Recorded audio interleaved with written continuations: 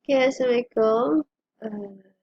Today I will teach you volume by this method part 1.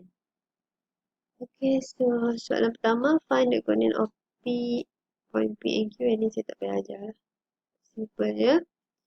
Okay, so this method.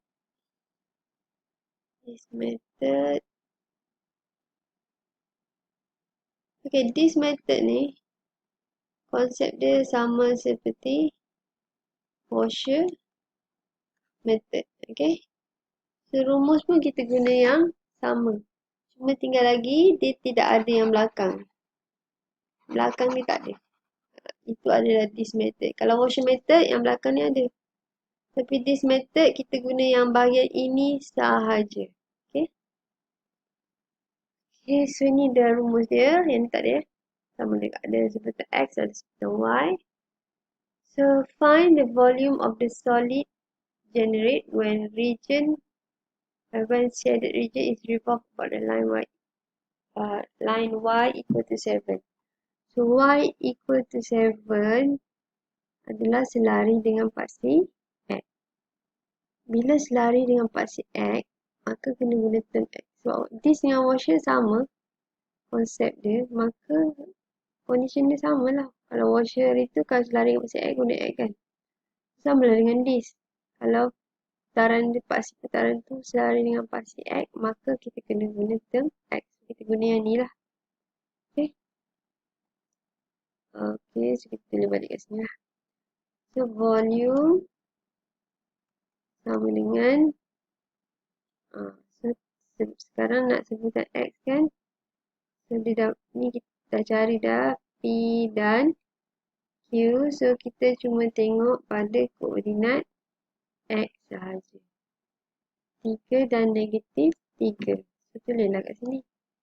3 negatif 3 Fx.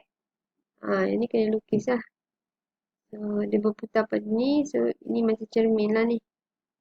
Kita lukis. Macam ni lah. So, dia berputar. Dia membentuk 3D. Jadi, dia punya Fx adalah macam ni lah.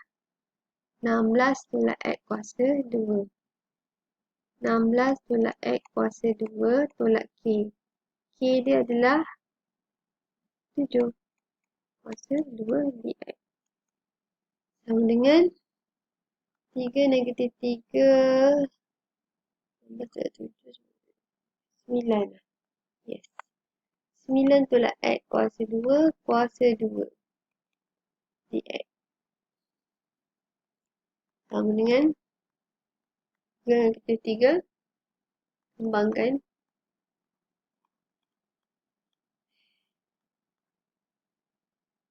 So, kembangkanlah. Dari dia. So, dapatlah 81. Integrate 3 negatif.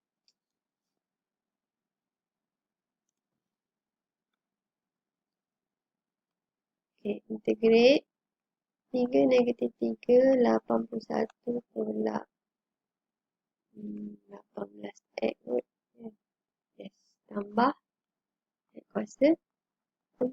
Lepas tu kita pun integrate lah. 81X tolak 18X kuasa 3 per 3 tambah X kuasa 5 per 5. 3 negatif 3. Mana yang boleh potong, itu potong lah. So, jadi 6. Okay. So, sama dengan masukkan value. Sama dengan 81 darab 3 tolak 16 darab 3 kuasa 3 tambah 3 kuasa 5 per 5 tolak dengan 81 darab negatif 3 tolak 6 negatif 3 kuasa 3 tambah negatif 3 kuasa 5 per 5. So, saya bagi jawapan akhir terus lah. 1296 per 5 per unit kuasa 3. Okay, that's all.